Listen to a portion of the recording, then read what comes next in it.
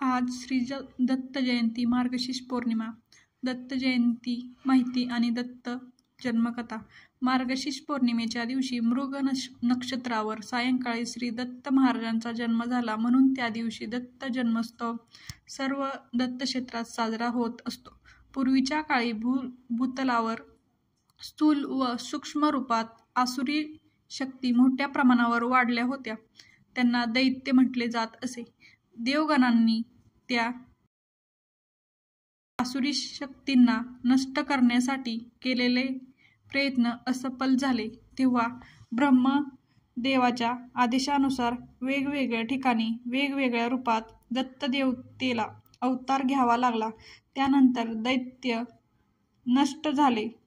तो दिवस दत्त जयंती म्हणून साजरा करतात. दत्त जयंतीचे महत्त्व.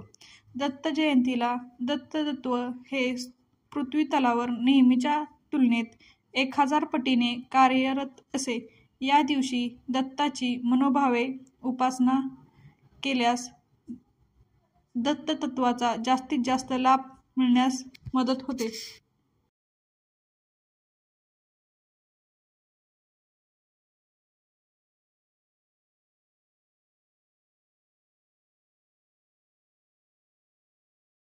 साजरा करणे. दत्त जयंती साजरी करण्यासंबंधाने शास्त्रोक्त असा विशिष्ट विधी आढळून येत नाही.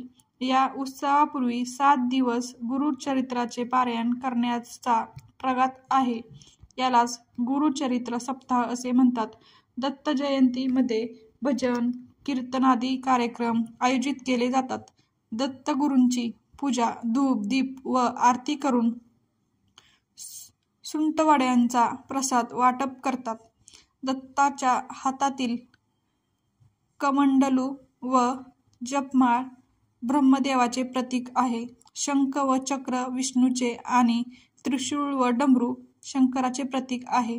महाराष्ट्रात औदुंबर, नरसोबाची वाडी, गाणगापूर इत्यादी दत्तक्षेत्रात या उत्सवाला विशेष महत्त्व असते. दत्तश्री गुरूंचे करूया ध्यान. वंदू चरण प्रेमभावे, ब्रह्मा विष्णू महेश एकत्र आले. मन हे न्याले भक्ती डोही, अनुसया उदरी धन्य अवतार. केलासे उद्धार विश्वाचा या, माहू रगडावरी सदा कदा वास. दर्शन भक्तास देई सदा, चैतन्य झोळी विराजे काखेत. गायीच्या सेवेत मन रमे, 24 गुरुचा लावियला शोध. घेतलासे बोध विविध गुणी, श्रीदत्त जन्माख्यान. श्रीदत्त जन्माख्यान. श्री दत्तात्रय दैवत आगळे. दत्त जन्मकथा. दत्तात्रय हा शब्द दत्त व आत्रेय अशा 2 शब्दांनी बनलेला आहे. दत्त या शब्दाचा अर्थ आपण ब्रह्मच आहोत, मुक्तच आहोत, आत्माच आहोत अशी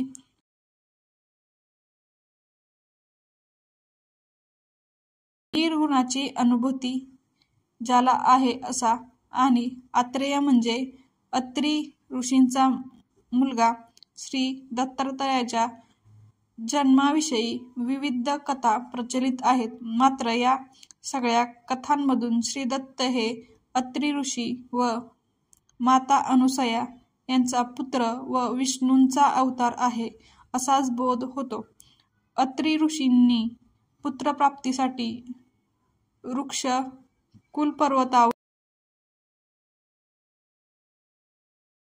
घोर तपश्चर्या केली. त्यांच्या तपाने सारे त्रिभुवन पोळून निघाले. अत्री ऋषींच्या या प्रखर संतुष्ट होऊन ब्रह्मा विष्णू महेश हे 3 देव प्रकट झाले आणि त्यांनी अत्री ऋषींना तपाचे कारण विचारले. अत्री ऋषींनी त्यांना विनवले की आपण माझ्या उदरी पुत्ररूपाने जन्म घ्यावा. 3 देवांनी त्यांची विनंती मान्य केली. देवत्रयीच्या आशीर्वादाने अनुक्रमे ब्रह्मापासून सोम म्हणजे चंद्र, विष्णूपासून दत्त आणि शिवापासून दुर्वास हे 3 पुत्र अनुसयेच्या उदरी जन्मास आले. श्री दत्त जयंतीची एक कथा ब्राह्मण पुराणात आहे. अत्री ऋषींनी ब्रह्मा, विष्णू, महेश यांची पुत्रप्राप्तीसाठी आराधना केली. ते संतुष्ट झाल्यावर त्यांनी देवांना विनवले की आपण माझ्या घरी पुत्ररूपाने जन्म घ्यावा आणि मला एक रूपवती कन्याही प्राप्त व्हावी. देवांच्या आशीर्वादाने दत्तात्रेय, सोम, दुर्वास हे 3 पुत्र आणि शुभात्रेयी नावाची कन्या अत्री ऋषींना प्राप्त झाली. याचबरोबर दत्तात्रेयांच्या जन्माची आणखी एक कथा प्रसिद्ध आहे. ती अशी की राहूने सूर्याला ग्रस्त केले असता सर्व पृथ्वी अंधकारमय झाली. अत्रीने सूर्याला राहूच्या मगरमिठीतून सोडवले आणि पुन्हा पृथ्वी प्रकाशमान केली. अत्रीच्या या महत्त्वकार्यामुळे संतुष्ट झालेल्या शिव व विष्णू यांच्या अनुक्रमे दुर्वास आणि दत्त यांच्या रूपाने अत्रीच्या घरी जन्म घेतला. भारतात शैव, वैष्णव आणि शाक्त हे 3 प्रमुख पंथ आहेत. ती सुमारे 1000 ते 1200 वर्षापासून श्री दत्तात्रयाची उपासना करत आहेत. संपूर्ण भारतात, विशेषतः महाराष्ट्रात श्री दत्त आराधनेची उज्ज्वल परंपरा आहे.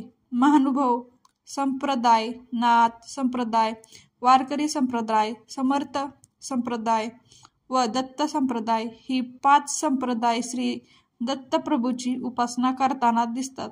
श्री दत्त संप्रदायातील साधक अवधूत चिंतन श्री गुरुदेव दत्त असा जयघोष करत असतात. अवधूत हे दत्तात्रयाचे नाव असून या शब्दाचा अर्थ म्हणजे नेहमी आनंदाचा रमणारा, प्रत्येक क्षण वर्तमान काळात जगणारा होय.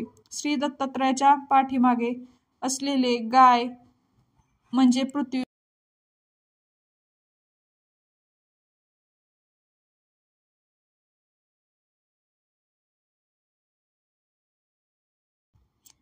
श्री दत्तात्रयाच्या पाठीमागे असलेली गाय म्हणजे पृथ्वी व 4 श्वान म्हणजे 4 वेदांचे प्रतीक आहे. श्री दत्तगुरूंनी पृथ्वीला आपले गुरु मानले होते. पृथ्वीप्रमाणे सहनशील व सहिष्णू असावे अशी तिच्याकडून त्यांनी शिकवण घेतली होती. तसेच त्यांनी अग्नीला गुरु मानून आपला देह हा क्षणभंगूर आहे अशी शिकवण त्यांनी अग्नीच्या ज्वालेपासून घेतलेली होती. अशा प्रकारे चराचरातील प्रत्येक वस्तूत परमेश्वरांचे अस्तित्व आहे हे पाहण्यासाठी श्री गुरूंनी 24 गुरु केले होते. श्री दत्त दररोज खूप भ्रमण करीत असत. ते स्नानासाठी वाराणसीला, चंदनाची उटी लावायला प्रयागला जात, तर दुपारची भिक्षा कोल्हापूरला मागत व दुपारचे जेवण पांचाळेश्वर, बीड जिल्हा येथे गोदावरीच्या पात्रात घेत असत. तांबूळ भक्षणासाठी मराठवाड्यातील बीड जिल्ह्यात राक्षसभुवन येथे जात, तर प्रवचन व कीर्तन ऐकण्यासाठी नैमिषारण्यात बिहार येथे पोहोचवत. निद्रेसाठी मात्र माहूरगडावर जात व योग गिरनार येथे करीत असत. श्री दत्त अवलिये होते. क्षणात कोठेही अंतर्धान पावत असत. श्रीकृष्णाच्या लीलेप्रमाणेच श्री दत्तात्रयाची लीला आहे. महाराष्ट्रात हिंदूंच्या बरोबरीने मुस्लिम समाजही श्री दत्तप्रभूची उपासना करताना दिसतो. श्रीपाद श्रीवल्लभ हा दत्ताचा पहिला अवतार, श्री नृसिंह सरस्वती हा दुसरा व स्वामी समर्थ हा तिसरा अवतार आहे.